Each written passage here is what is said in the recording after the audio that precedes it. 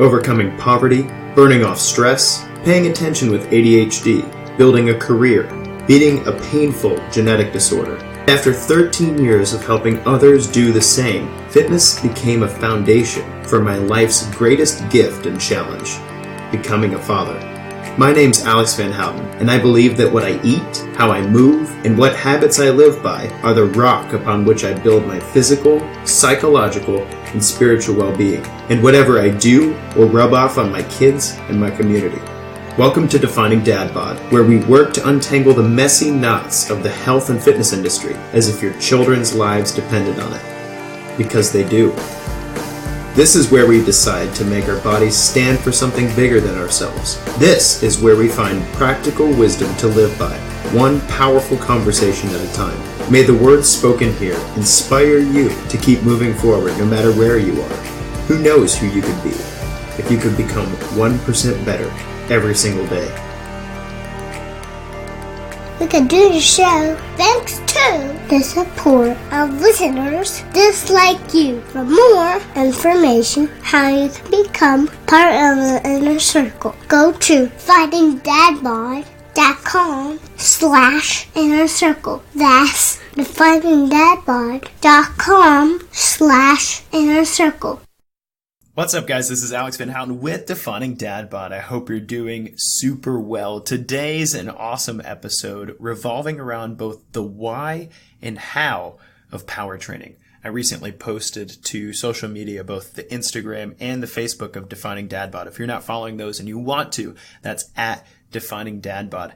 And it was a quick slow motion video of me throwing our 4-year-old Gabriel as high as I could get him in the pool. And it's been a lot of fun. I've been throwing him on a bed since he was like 6 months old. And our first bout in the pool was 2 years ago. And it was fun. You know, I was trying to help him keep his head above water and throw him a little bit and help him to have a good time and whatnot. But now that he's 4, I can really launch this kid. And it's actually kind of a aerial acrobatic duo thing because he has to have the core control and the awareness and the trust to let me do that and to control his body so he doesn't land painfully, because water can still be very painful, especially when you're falling from 12 or 14 feet. Anyway, so I can't do this with other kids like I can with him, but I can really launch this guy. And it's a great example of fatherhood, motherhood, just really all around how we go about life, of the combination of power as a fitness attribute, that is the ability to produce force quickly, power, and fun without injury. There's almost nothing that I could think of from a physical fitness perspective that opens up the world of fun like power. So I'm excited for this episode. I'm going to talk about why this is important and the studies that actually underlie power training, and why no matter what your age is, whether you're 15 years old and just getting started in the gym, or you're 85 years old and you're doing your best to fight the clock, power training has a place in your program. And we're going to talk about the why, and then we're going to talk about some ways that you can start incorporating that based on your current level of fitness. I hope you're excited about that. I'm excited to bring it to you. A small note before we get started. I began a new segment every Tuesday that I call Tip Tuesday, and I'm encouraging listeners and members of our inner circle to submit questions that I can answer for you live on social media. I've also been translating those to our YouTube channel, so if you're somebody who prefers to consume YouTube content rather than getting on social media and watching those videos, you can find it there as well. And though I don't plan to overlap the show and Tip Tuesday very much or very often, I had one listener submit a question that read, "Can you please tell us how kick butt, take names became your sign-off on your show?" And I had to laugh because normally when somebody asks me a question, I have an answer ready and waiting right off the cuff. But when I got that question, I realized I have no idea why kick butt, take names is my sign-off. So I actually looked it up and tried to find the etymology of it, because I really don't even remember where I heard kick butt, take names. It turns out it's actually a military term, and while the history of it is a little unclear, I'm an Army brat, and I'm sure I heard it at some point either in my growth as a child or in many of the ROTC circles that I ran in high school and college. Apparently, it's tied to the military police coming upon a scuffle in the barracks or in the mess hall, jumping in, kicking butt, and then taking the names of the offenders so that they get their due punishment, 5,000 push-ups for punching him in the eye or whatever it is. Anyway, I heard it as a young man, and as we do with common idioms, then I started playing with it, and one time somebody asked, "How you doing?" And my response was, "Kicking butt and taking names, how are you?" And something about saying that made them light up, smile, and then look impressed immediately. "Man, I wish I was kicking butt and taking names too. I need to get on your level," they said. And from that point on, kick butt, take names meant more to me like asserting yourself in the world, trying to move the agenda in a proper direction, and going about it with energy, vigor, and inspiration from the time you wake up till the time you go to bed. And so when I started defining dad bod, that spirit seemed in keeping with the benediction of the show. Hey, you learned all this great health and fitness stuff. Now go use it and do it well. Earn your entropy and do something awesome with the breaths you're taking. So thanks for that listener question. I didn't think it deserved an entire Tip Tuesday, but I wouldn't begrudge it a good podcast intro. And so without further ado, let's get to the why and how of power training.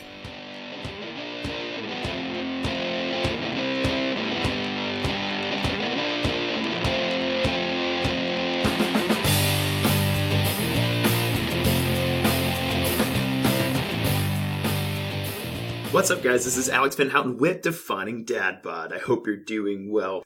Let's face it, we're all fighting the clock. Our bodies are powerfully made, but time, however, is always chipping away at our machinery. And inevitably, barring some strange advancement in technology, the continuum of entropy will eventually win out. It's sobering but true. I don't know about you, but I'm on a mission to keep my body as freely young as possible, so that time's effects don't hinder me from doing the activities that I love to do. Living a long time here is one thing, but surviving each day without the sense of some sort of physical actualization doesn't feel like a fulfilling choice.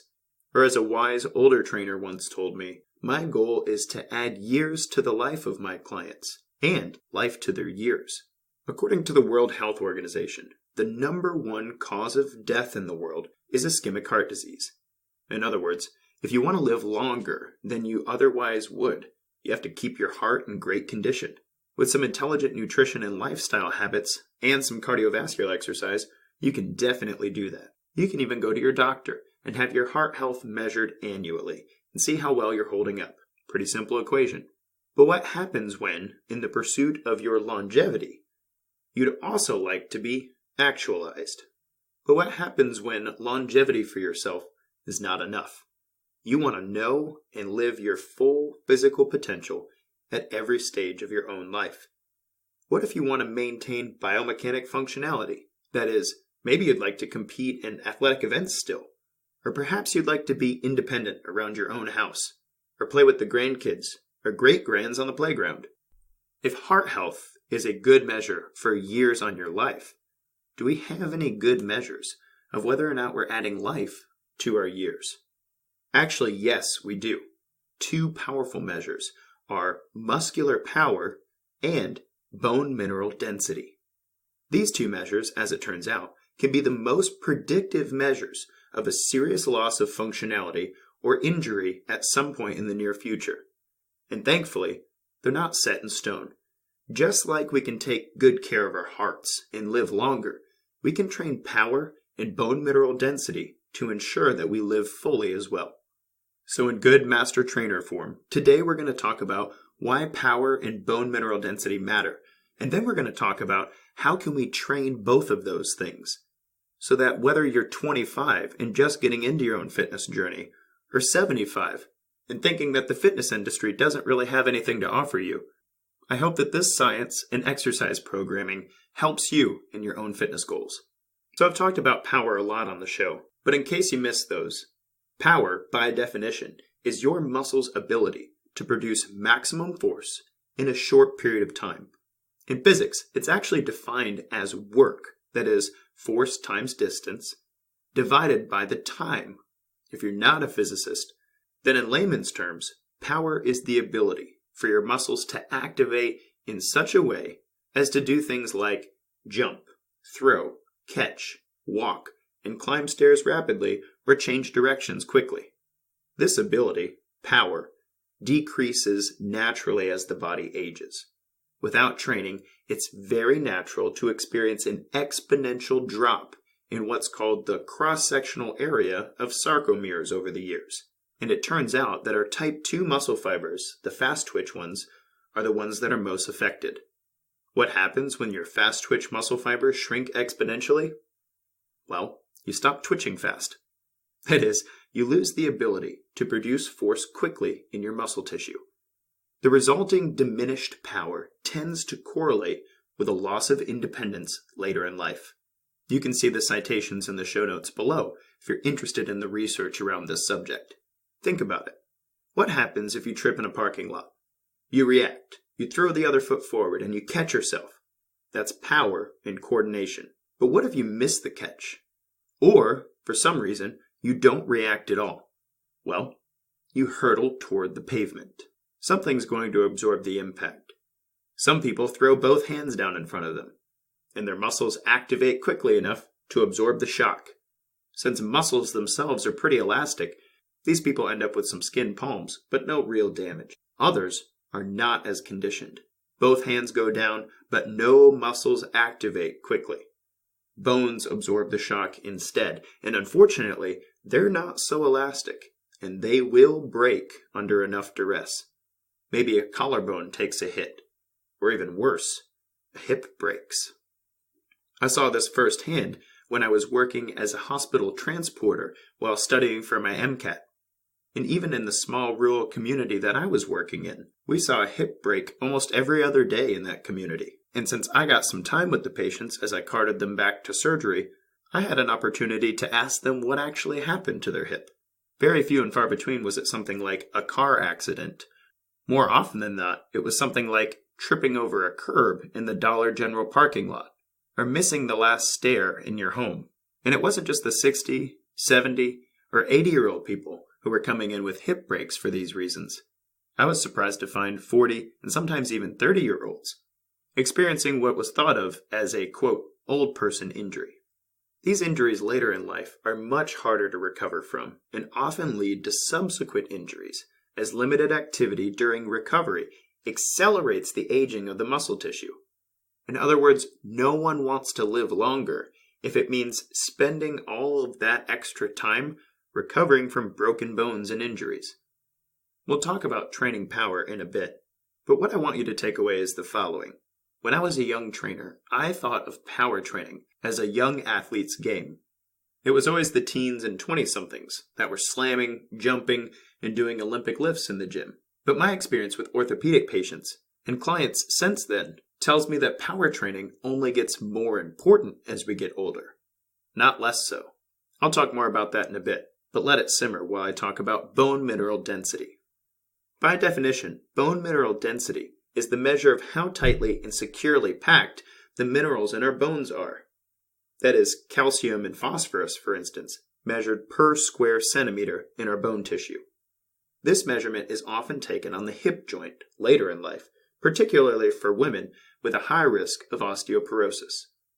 The higher your bone mineral density is, the less likely your bones are to break when you're put under a strain, like a fall, or even the forces of everyday life. If you can keep your bone mineral density high throughout your life, you are significantly less likely to experience life-altering injuries, and you can enjoy the later years with a similar level of independence and actualization as you enjoyed in younger decades. So with a decent definition of muscular power and bone mineral density, let's talk about what athletic training can do for both. We'll talk about bone mineral density first, because training makes sense and there's a lot more to doing it right without injury. Most people think of bones as an unchanging structure in the body. But bones are very much alive, just like every other tissue in your body. And it turns out, bones respond to exercise. Strength and athletic training, in and of themselves, increase bone mineral density. There's a wealth of research to support this. For example, in a group of untrained males, 16 weeks of 3 times a week strength training for 30 to 45 minutes added around 5% bone mineral density to their femoral heads, which is an amazing increase in 4 months. Another study compared women ages 55 to 77 who had osteoporosis and found that simple brisk walking, coupled with light gymnastic movements like yoga, significantly improved bone mineral density, even better than simply supplementing with calcium. And then there's a much more fascinating study comparing different athletes. The bone mineral densities of strength training females, soccer players, and swimmers were compared to see how they measured up to each other. It turns out that only soccer players' bones were significantly denser than the average adult female. Weightlifting females had the next densest bones, although they were about average among female athletes. And the swimmers? Their bones were significantly less dense than the average female athlete. Think about it. How do muscles respond to exercise? They're strained, torn down, worn out, and then, after recovery, come back stronger, larger, and more powerful. Bones are exactly the same way, but how do you strain a bone? Well, high impact, explosive, almost jarring movements would put the most strain on the skeletal system, since the muscles, tendons, and ligaments can't possibly absorb all the shock of those movements. So which of these three athletes endure movements like those described above? Watch a soccer player for like 5 seconds. Fast moving, switching directions on a dime, sprinting in one direction, falling into another, bashing into other players, all while moving a ball in fast motion with swift kicks. Did I mention these movements occur with all of the forces of gravity firmly anchoring them to the earth at the same time? All of these impacts affect bone tissue and cause it to grow back stronger than before. But what about the swimmers? They're athletes too, aren't they? Well, yes, but their movements are fluid, smooth, and graceful in a buoyant environment. Imagine the impact on their skeletal systems. According to this study, swimming, while a great workout in many ways, offers much less support for bone health precisely because there's so little impact. All right, Alex, you got me. For my muscles and bones' sake, I'd like to do some athletic training. But what does that even mean, and how do I get started? Well, let's talk through a number of ideas here. And if you need help adding this sort of thing to your own personal program in a way that won't injure you, I'm happy to help. Reach out to Coach Al at definingdadbod.com. So how do you power train? Well, let's explore the varying modalities and progressions that will create and restore power to your muscle tissue. Now bear in mind, each of these modalities could be its own show all by itself, but you don't need to know everything about all of them to get started today. First, medicine ball throws. Let's start easy. According to the National Academy of Sports Medicine, medicine ball throws in every form and fashion are the most controlled and least injurious modality for power. You can perform a chest pass to a partner or against a wall with a bounce. You can regress it by getting closer to your target. And to progress it, you can get further or throw with no bounce. The same goes for things like an overhead soccer throw, a squat toss, a medicine ball thruster, wood chop throws, or, my personal favorite, the crunch throw. Now understand that when you're developing power, heavier weight is usually not better. So don't reach for the 20-pound medicine ball. If a 4-pound medicine ball would do just as well with you performing the movement more quickly or with more force. Remember that power is work divided by time, which means that it's the rapid acceleration or deceleration that are the most important. You won't get that sort of force with normal resistance training. I'm reminded of the part in Dodgeball where he starts chucking wrenches and says, if you can dodge a wrench, you can dodge a ball. That's the same logic people use when they think that strength training with just dumbbells is going to protect their muscles and their bones. Pick up a medicine ball every once in a while and perform some throws. If you can lift a dumbbell, you can throw a ball, right? But be smart about it. You should choose a light to moderate weight and concentrate on transferring all of your force to the ball as quickly as you can for the throw part of the movement, and then catch the rebound. Just 2 to 4 sets of 6 to 20 repetitions will find you developing a substantial amount of power in 4 weeks. Besides, isn't it just fun to play catch sometimes? I've had a group of 12 people in a training session split off with partners and throw a ball back and forth. And it's amazing to me how much fun people have when they're in the gym setting and are reminded that throwing a ball back and forth is not just for kids. Okay, enough about medicine balls. You ready to take things to the next level? Well, what about jumping? Nothing develops lower body power quite like jumping. In the gym setting, your top two modalities for this movement are jump rope and boxes. Since I've always found jump roping a bit frustrating, personally, I generally stick with the boxes. But to each their own. Jumps, hops, skips, they do essentially the same thing for the lower body that ball throws do for the upper body. Unless you're extremely advanced, no weight is necessary outside of your own body weight. Progressions of the exercises include higher boxes, jumping sideways or laterally, and a mid-air twist that is a transverse jump. Again, 2 to 4 sets of 6 to 20 repetitions will do. An important note to the wise: never jump to exhaustion. When you start to feel tired, that's the end of the set. Period. Many a skin shin or worse has come from believing that tired power systems feel similar to tired cardiovascular systems. That's not true. As soon as you notice the jump becoming a little less snappy, that's your type 2 muscle fibers running out of the creatine phosphate required to continue explosive movement. When they stop working on you, other muscle fibers, other muscle groups, and maybe even other joints start to take the shock of the movement. You don't want that. Trust me. And we'll talk a little more on that in a bit. But hey, wait a second, Alex. What if I can't jump? Well, you can still use those boxes and benches to develop power. Have you heard of step-ups? How about you use step-downs instead? Jumping up is acceleration against gravity that causes impact, and that's your power movement. But landing against gravity also produces acceleration against gravity, and that can still develop your core and lower body musculoskeletal system. If you're unable to jump, this impact upon stepping down is sufficient to begin improving power. And I don't care if you're starting from a 12-inch box or a 6-inch porch step. More power than you have right now is always a good thing. So we've covered med balls and jumping, but what about my personal favorite, the speed ladder? One of the most fun and most underutilized pieces of equipment in the gym is the speed ladder.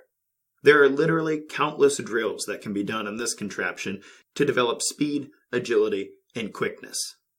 All of these abilities are byproducts of power development, and it's suggested that such abilities are not only good for the body, but are indications of neuroplasticity, that is, brain health. That means while you're benefiting your body, you can also benefit your brain using speed ladder drills.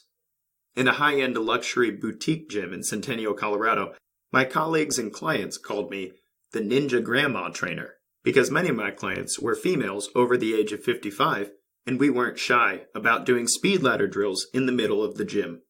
The reactions people have to a 62-year-old woman doing drills that you would expect a 13-year-old to do during football practice is actually pretty comical. But since I know the science, it's also very sad to me that more people aren't using agility ladders.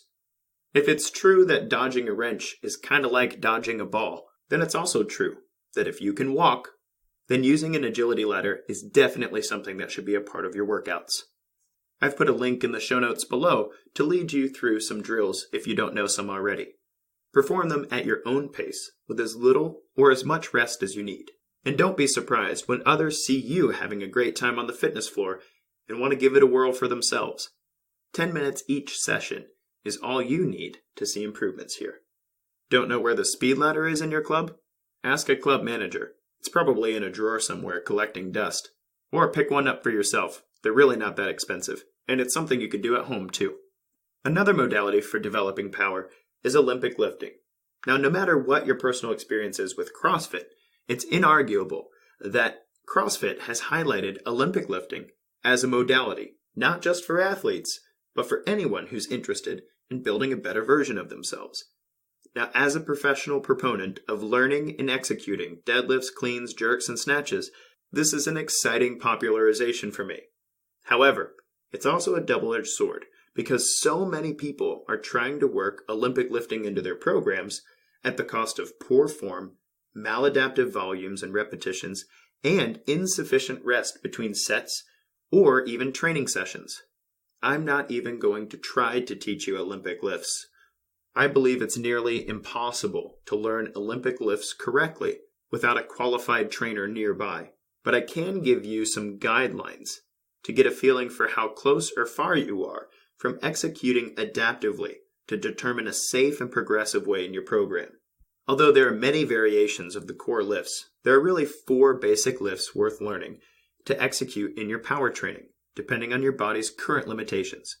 The deadlift, the clean, the jerk, and the snatch are at the core of all of the other Olympic variations. These lifts empower the kinetic chain through training triple extension. In other words, even at relatively low loads, proper Olympic lifting develops power through the ankle, knee, and hip joints. Incidentally, the synergy of these joints enhance movements that originate at the lumbopelvic hip complex, and they affect athletic performance early in life and mobility and independence later in life. We'll talk more about power caveats in just a moment, but if you're experiencing pain or injury in everyday life activities like squatting, bending over, or even jogging, then learning an Olympic lift might not be right for you right now. I'm reminded of a story a good friend of mine told me recently about a lady who bought training sessions and pressured her trainer to teach her the clean and jerk. The woman had a history of back issues, but the trainer was eager for her business and thought that some instruction was probably better than nothing, since the lady could go try clean and jerks all by herself. But this woman's body did not have the core, the foundation, the stability, or even the resilience to begin learning Olympic lifts, and in her second session re-injured her back, and took several months to recover before she could come back to the gym and even do anything light. So don't do Olympic lifts without instruction, and even with instruction, don't do Olympic lifts without the proper foundation for your body. Here's some general guidelines. Do 2 to 6 sets of 4 to 12 repetitions. And I'm going to make some enemies here, but there's really no need to do 20 snatches in a row, ever. The same rules apply to Olympic lifting as they do to jumping. When you're tired, the set should definitely be over. Risk of injury increases as neurological fatigue increases when you're doing power movements. If you feel tired and unfocused, I promise you, so do your nerves and muscles. Have someone who's qualified evaluate your form before you perform these lifts. Even if you're seasoned, there's always room for improvement, and avoidance of injury is key to a sustainable power regimen in everyday life. The last modality I'll recommend for incorporating power is probably the most fun. Sports-specific games and drills are an awesome way to add power to your life. Enjoying a game of racquetball, going to the driving range, shooting some hoops, kicking some soccer goals, or even playing a game of catch in the backyard with a baseball or football. All of these will improve bone density and muscular reactivity through cross-sectional increases in type 2 sarcomeres. If power is the goal, it's important that whatever sport you choose to play is in full gravity. That is, pool games won't really do much for these adaptations. And that the game is scalable to your fitness level. Have fun and be smart about your decisions. And if you're the weekend warrior who would prefer this over working out and you keep getting injured, reach out. Even a minimal strength training program can stave off injuries while you continue to enjoy your sports. Now, I've alluded to some caveats with regard to power training several times in this show. Let me reiterate some. A small or modest amount of power training is appropriate for literally everybody. But it's important to note that there are stages in the body's progress. There's the saying that a house shouldn't be built on sand, and the same goes for the physical betterment of your body. You should have a solid foundation of stabilization and muscular endurance under your belt before making power a large or consistent part of your workout program. In my virtual coaching, clients have to demonstrate a certain level of proficiency and lack of injury before we even attempt athletic movements like these. That usually takes around 16 intelligent weeks to accomplish.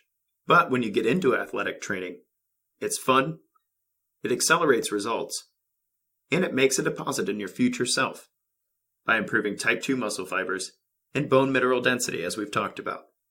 But here's an example. Learning a clean and jerk won't increase your body's ability to cope with everything that life's throwing at you if you struggle with back pain due to inactive glutes. Similarly, it won't help you if your knee hurts when you get up from sitting in a chair.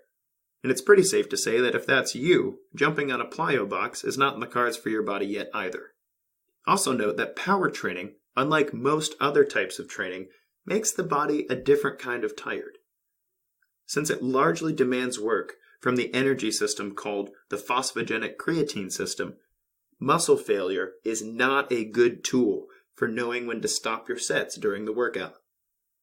Your muscle cells and neurons will likely be more tired than they feel after a hard set of snatches. It's best to rest 2 or even more minutes between sets, up to 5 in some cases, and only do a comfortable number of repetitions each set. Exhaustion is not as important as the quality, speed, and form of the movement. Now, with those side notes out of the way, what are you waiting for? Not only is power training different from what most people are doing in the gym, say goodbye to waiting for a spot on the equipment, but it's what we all need in order to maintain our mobility and independence through our lives. Embrace some play. Go for impact. Mix soccer and some athletic activity into your normal weightlifting or swim regimen. Learn an Olympic lift. Throw a ball around. Play a game of racquetball and stumble through a speed ladder, or jump on or step off a box. The millennials say, you only live once. This has been Alex Van Houten with Defining Dad Bod. If this episode's been impactful for you, I hope you'll share it with your friends. Leave us a positive review, and tell us how we've impacted your life. And if you need some help incorporating power movements in your own personal program, I'm happy to help. You can try our free trial at definingdadbod.com/trial. If we're gonna live to 100, let's have fun while doing it. Until next time, guys, kick butt, take names. The free practical advice and conversations here remain unbought and unbiased thanks to the support of listeners just like you. For more information on how you can become a part of the inner circle of Defining Dad Bod, go to definingdadbod.com/inner circle.